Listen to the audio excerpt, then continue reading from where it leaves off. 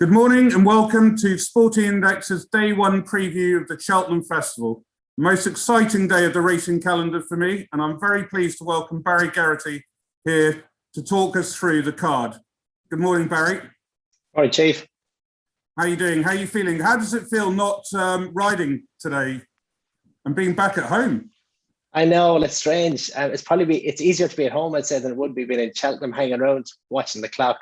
As much as I'd love to be there, but no, I suppose I'm used to it at this stage. I'm nearly 12 months, or very close to 12 months out of the saddle, so I've kind of become used to it now at this stage, I think.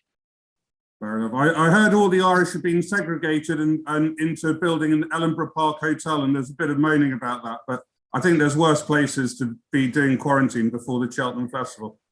Yeah, well, I spoke to Robert Power yesterday evening, and he was happy in the Ellenborough. He thought there was plenty of comfort there, and he was having everything served to his room, so he was being spoiled. Very nice, very nice.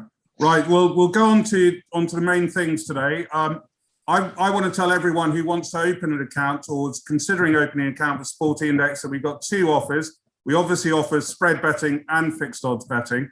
So for new spread betting clients, we are giving them £50 promo cash. So we'll credit your account with £50 of non-withdrawable cash to bet with. You will keep whatever you win, and any losses of over £50 are your liability. And remember, spread betting involves risks and losses can exceed deposits. Fixed odds wise, we've got a nice offer to win a £25 free bet. All you have to do is place 5 times £5 bets at odds of 1 to 2 or greater, and then we will credit your account with a free £25 free bet. Just remember to bet responsibly, and it's 18 plus. Right, let's get stuck into the racing today, Barry. Just always one of the best races of the meeting. Not as competitive maybe this year as previous years, but the Sky Bet Supreme Novices Hurdle at 120. Yeah, it's a good race, and appreciate it is a good favourite. I suppose I've been trying to go against him for the last few weeks in the anticipation of better ground, but the shower that came on Sunday night, I think, has come to the rescue. Appreciate it. I think it's going to be hard to beat. The ground it's soft at the minute, as you say, good to soft. I spoke with Robert yesterday and he said it's going to be dead ground, so it's more of a winter soft, good to soft. Where you get spring ground, there's more life, there's more juice. It's a bit easier. Where dead ground can be lifeless, and that's the test of stamina that I thought he'd need, and I think he's going to be hard to beat. The ground is still an awful lot better than it was in Leopardstown when he beat Ballyadam, so I think Ballyadam is the biggest danger to him. He's next best and is probably good each way value. Soaring Glory still has to improve another bit to get to that level. And as regards Meteor, I'm not just fully convinced about the strength of the Sandown race or his Ascot win after. Both the horse that was second in Ascot and that was third in Sandown has been beaten since. So I'm not sure he's as strong as he might look. So I'd be very much appreciated the one to beat, and Ballyadam the each way alternative. Yeah, I mean, in terms of ground, you're quite right. Simon Clace has just gone on Twitter saying that there's been the lightest of light showers overnight. There's no rain forecast, and it will be soft and good to soft in places on both courses today. In terms of Metier, 10 of the last 12 winners have run within 59 days of the Supreme Novices. Metier's not run for 79 days. Age, 12 of the last 12 winners were age 5 or 6. Appreciated is age 7. That's an interesting stat for those looking to oppose him. Our betting at Sporting Index odds, 4 to 5, Appreciated, 11 to 2, Metier, Ballyadam 13 to 2, 10 to 1 Bar.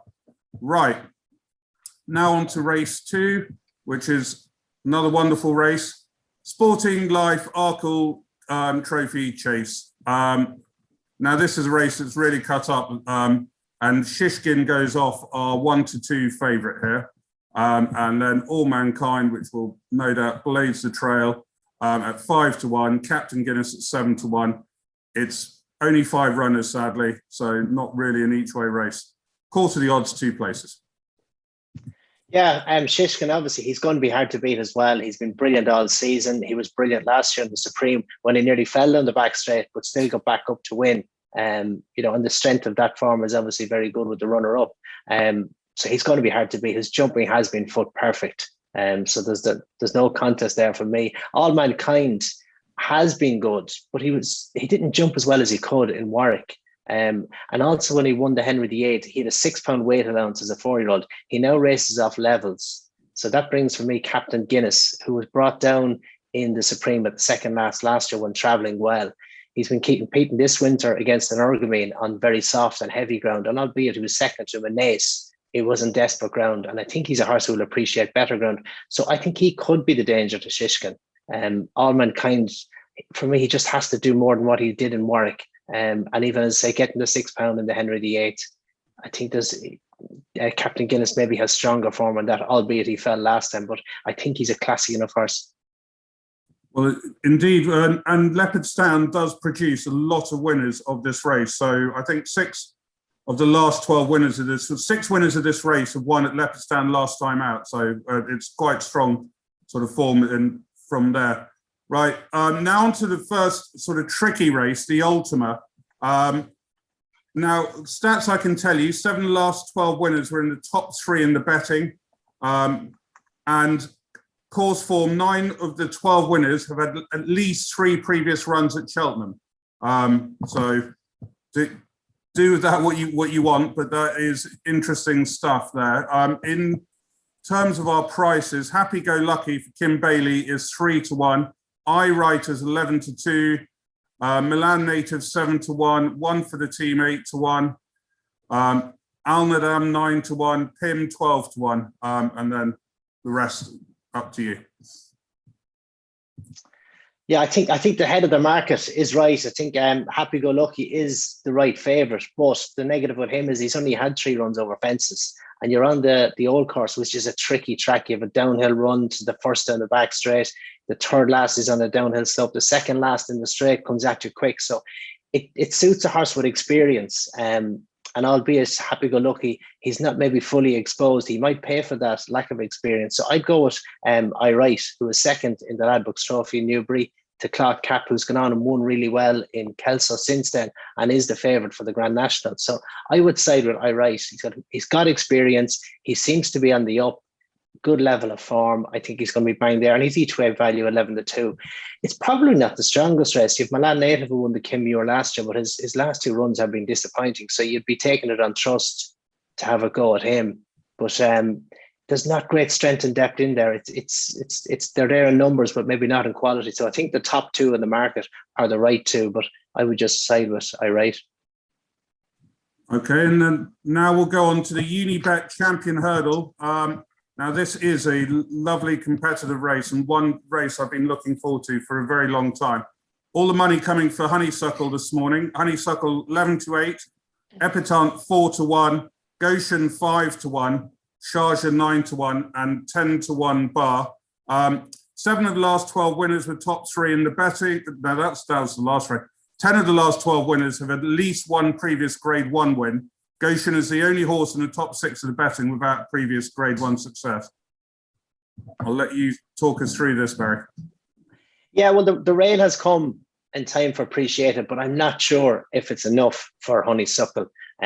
She was very good in Leopardstown in the Dublin Racing Festival on soft to heavy ground. And for me, that was her career best. It is going to be soft, but I don't think it's going to be as bad or anywhere nearly as bad as it was in Leopardstown. Epitante won the Champion Hurdle last year on soft ground, and we thought she would struggle. And then she was a 6-year-old then. She would have improved physically since then as a 7-year-old. So she's stronger and probably more able for slower ground than she would have been last year, but she still managed to cope with it. Honeysuckle last year in the Mayor's Hurdle, she was a little bit outpaced on the run to 2 out. And maybe only for getting a little slip through on the inside of Robert Power. I'm not fully convinced she would have beaten Benny the Do. So I think Honeysuckle, albeit she's a very good mare, I think she's right. Her form is right to have her towards the head of the market, but I'm not fully convinced she has the pace to match Epitante. Goshen, it's a tricky one. He was very impressive in Canton on very heavy ground. He was going to bolt up in the Triumph Hurdle last year. He would be the fairy tale story for him to win the race. And you couldn't ignore him, but I'm not sure you could go and weigh in on him. For me, Epitante is the one with the class. She has the pace. She's proven at this level, proven on the track. I'd be sticking with Epitante. And we have actually got a competition to win your breeches from Epitante last year. There's rumours that Barry wore loads of breeches last year. I can guarantee you we're not generous enough to give him loads of breeches with our logo. So we only gave him one pair last year, and these are the pair that are signed. All you have to do is place a £20 bet on the Champion Hurdle on our odds website, and you'll be entered into a draw. Just see full terms and conditions on our website. But you really did only wear one pair of our breeches. We only gave you one pair, didn't we? But I had waterproofs, I had regular, and I had light ones. I'd only used for one pair, so all 5 winners were in the same pair of breeches. Well, I'm certainly one who backed Epitante last year and very loyal to horses I backed before, and I really hope she can do it again. Right, so next we go on to the Mares Hurdle, the Close Brothers Mare Hurdle, and we have got another very strong favourite here in Conchesista. I'm not great at saying that name, but no one's good at saying all these names in racing, are they? We all say them differently. Roxana, so Conchesista is 5-4. Roxana 11-4, Dame de Company 13-2, 10-1 bar. Yeah, well, Concertista, I think she's going to be very hard to beat. Her form has been very good. She won at the festival last year. Her last 2 wins in Farias and Leopardstown have been very impressive. She's versatile as regards ground. She just brings a lot of class and the improvement she's shown from last season as well. So I think if she was in anyone else's yard, she might be running in the Champion Hurdle. As regards to opposition, Roxana seems to have improved this season. But for me, she's improved for the step up and trip. She ran well in this race last year. But I'm just not fully convinced she's the biggest danger. Dame the Company, who has been run over fences and unseated last time in Sandown. She brings a high level of form. I won the Coral Hurdle on her last year. She has plenty of pace. She's very quick and slick over hurdles. And I think she could be the danger. People are putting up Black Tears maybe has been value each way, but Dame the Company held her well last year in the Coral. So I'd like to think that level of form would stand. But Black Tears wouldn't be without a chance for each way players looking for a bit of value. Very good. And then we move on to the Beadles Juvenile, formerly known as the Fred Winter, or still known as, or registered as the Fred Winter. Have we got any views here, Barry? Yeah, it's a tricky enough race as always, and you can make cases and you're not fully sure what what horse is on the up and what horse is on the down being juveniles. But Bustleton is a horse I like. He's has 2 runs. Last 2 runs have been behind Zana here and Calixios, so he's keeping good company. And he's not overly weighted with 11-4 at that. His first time cheek pieces. Joseph O'Brien's horses seem to be coming back into form.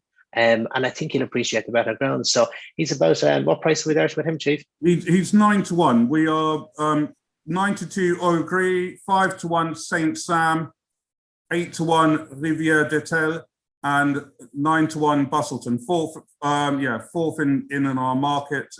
We pay 5 places in this race. Yeah, I think Bustleton will be rock solid each way with 5 places. I think he's going to be bang there. Okay, and then we'll move on to the 450, which is the National Hunt Cup Challenge, or the Grand Angle. Well, it's no amateurs in this race this year. And this is a race that I will leave entirely to you. Yeah, well, it's a tricky race. Next Destination won in Warwick last time, and he didn't impress me. He had a good level of form over hurdles a couple of seasons ago, and he switched to Paul Nichols from Willie Mullins. But he didn't run to the level that he would have shown over hurdles for me. So I'm not sure about him as favourite. Galvin is a horse with course form. He won here back in October. He was second here at the festival last year. He's plenty of experience. He's stepping up on trip. Jack Kennedy rides him. He's moved from Gordon Elliott's yard, obviously, to Ian Ferguson's. But he spends his summers in Ian Ferguson's. So I don't think the change is going to affect him massively. So I like Galvin. Of the others, I think there's a very strong case for Scary at 10. He's got a good level of form. But I thought Reed Masters was good in Ascot. Stayed really well, jumped really well. He's the type of horse for this race. He looks relentless. He's a native river type of that. He jumps and he gallops and he stays. And he looked like an Ascot. He could have gone on for another mile as well. So I think he's going to get the trip, and I think he's rock solid and could be each way value. Have you a price on him, Chief? So our betting in this race is Next Destination is our 5-2 favourite. Galvin 100-30, Ascara Turn 4-1, and Remastered is 6-1. I like this one too, actually. Yeah, I think you get a good run for your money with remasters. But Galvin, for me, just has a little bit of class, has lots of experience, course form. I just would like Galvin as an individual. Brilliant. Well, thank you very much, Barry. It's a very exciting first day. For me, it'll be very strange watching racing not there and without a glass of Santamilion in my hand, but it's so be it. But one thing I have enjoyed in lockdown and not going racing is the TV coverage, whichever channel you're watching on, is superb. And it's certainly going to brighten up midweek for me, having quality, world-class live sport on the whole time. Just one thing to mention for everyone is that we have got a number of concessions, little offers. So please go to our website to see all of these. For those of you who really fancy Appreciator, we're offering 2-to-1 that Appreciator wins by 4+ lengths, for example. We've got extra places on some spread races, etc. So wherever you are, please do enjoy the racing today. Bet responsibly. Remember that losses can exceed deposit, and have a great day. Cheers, Barry. What are you doing today? Are you on TV or? No, I have a couple of things to do this morning on Zoom. I'm on Sky Sports Racing on their YouTube page, and then I'm going to relax and watch the racing and get stuck into another bit of work afterwards. But no, I'm really looking forward to it. I'm buzzing about it. Brilliant. Thank you very much, Barry. Have a great day. Thanks, Chief.